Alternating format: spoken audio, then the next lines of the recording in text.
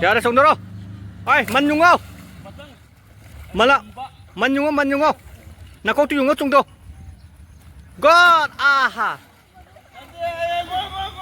용어 야드래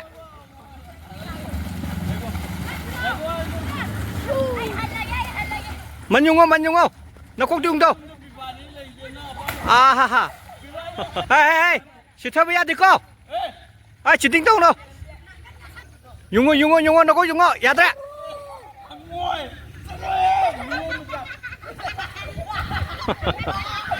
송도라 rồi ba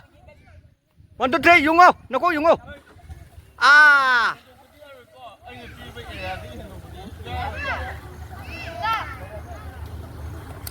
phát ra đây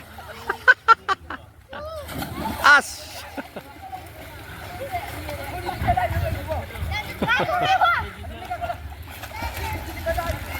Miwa liye Yungo याद रहे तुझे फजर है आस